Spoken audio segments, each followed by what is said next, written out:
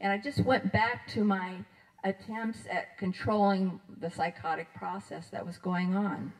However, I think it was almost a year in, and this was going on, I was sitting there, and I remember you did, Dr. Dorman, make a comment to me because I was in a fetal position and rocking back and forth, and you said, boy, the world can be a pretty scary place.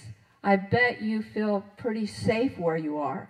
Not that you're acting weird or that you're showing signs of illness. He said, I bet you feel safe where you are. And an antenna went up. I'll remember that day so well. And I thought, how did he know? And I think that's when, little by little, things started to change. I would still be mute most of the time. I would still be rocking in a fetal position. But I actually had a part of me that looked forward to going to his session, whereas before I didn't. And I have to stress that at my worst, I had no sense of self. I felt so fragmented. I had no sense of self. And I often think about Dr. Dorman. It's almost like he had a flashlight and was going into a dark cave because he didn't know what was going to happen. He didn't know what was going to come out of me or if he was even going to make an impact, but he did it. And I think what's so important is that you have to be authentic. You have to be authentic with a person. That is so important.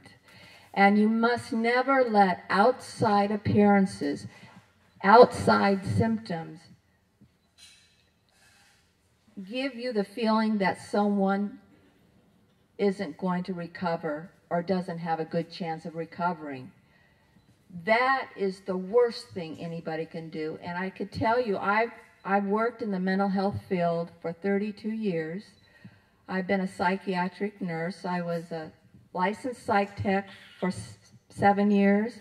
And then I was a RN since 1984, all in psych, inpatient as well as outpatient. I was the RN case manager for Riverside County Department of Mental Health for their SMART team, and I was there at Riverside County for 15 years, and I just retired in 2009.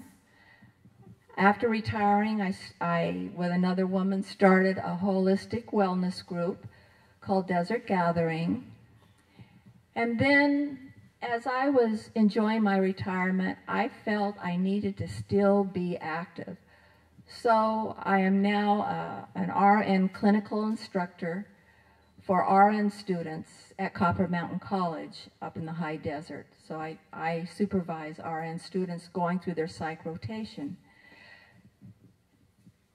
It is so important for people working in the field not to allow yourself to get feeling hopeless about somebody just because they've had many hospitalizations or just because they do not appear to be showing signs of getting better the way you would like that. You know, you lose so much when you just go by outside appearances and you don't invest in the person. Do not give up on the person. That is so important. What I'd like to, I just like to read a poem that I wrote, and I think this says it all. And I also want to honor all the peers here. I want to honor your strength and your courage. You're beautiful. And all the folks who are here, any staff, any clinicians, everybody too. People can recover. People do recover. It's hard to believe in yourself if the people there helping you don't believe in you. So please,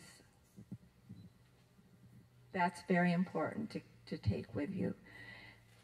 And I'll just close with The Window, and it's a poem I wrote.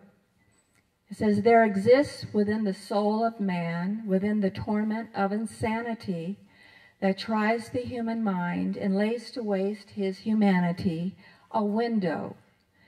It is a window wherein the light can glow, illuminating the entire wasteland, making barren deserts green, enriching the entire self, planting a seed of awareness wherein blossoms a flower of hope and grows a tree of understanding, preparing the way for transcendence and enlightenment and grateful acceptance of the path life's journey has chosen for the humble spirit, a once fearfully tormented soul. No matter how lost, forsaken, physically or mentally incapacitated a person may appear, they have within themselves a window still intact. It is to this window that I direct all my attention and love, allowing for a light more radiant than the world knows of to shine. And I just want to also say that I have had a really wonderful life. I've had ups and downs, I've had challenges, but I always knew that I had within me the ability to overcome. But first, someone had to believe in me. And thank you, Dr. Dorman. Thank you.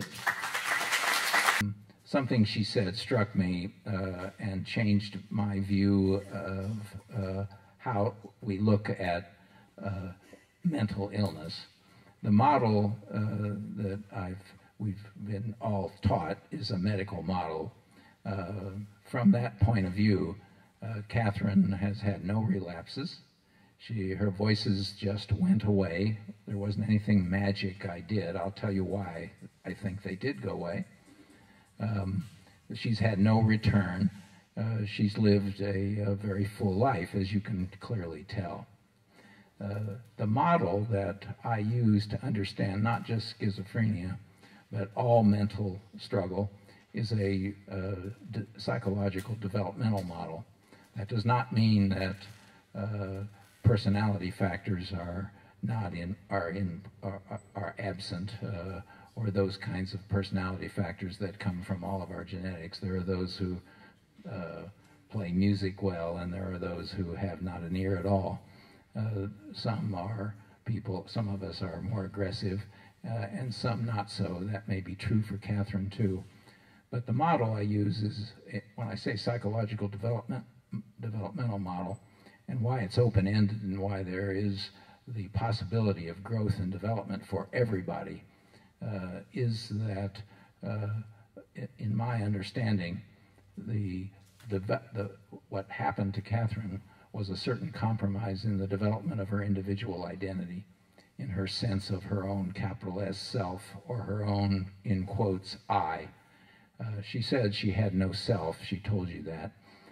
I find that is a common problem, not just for those who suffer this thing called schizophrenia, but for all of us.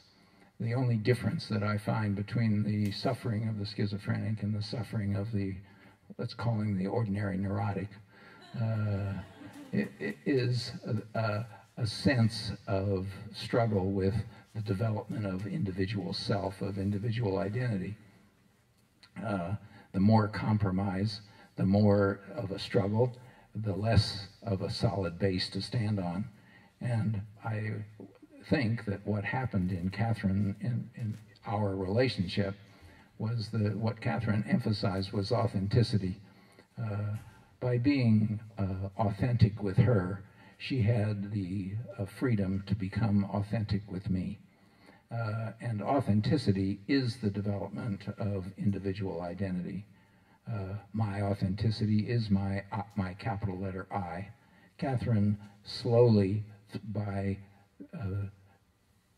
showing the truth of her horror without distortion and without calling it a symptom, but calling it what it was, added to her individual identity increment by increment. She did begin to speak to me little by little. She did begin to admit the horrors. All of that, the horrors themselves, were part of her individual identity and needed to be expressed and appreciated by somebody else. You know, to express our individual identity alone in a room is not the same as doing it with somebody else.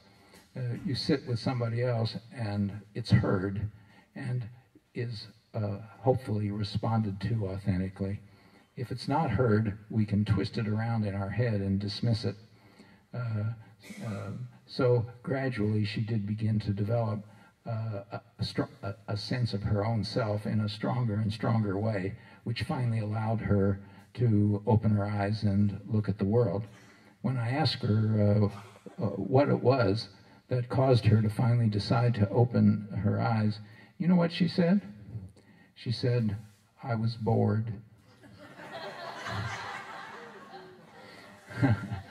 And you know, she's telling the truth. What happened is that there was no need for defensive operations at the same level, and she was looking to expand her capital letter I. She was looking to grow and develop, and I find that growth and development is what I do for a living. Essentially, I'm a catalyst in an individual's growth and development, and that has been a pleasing career for me.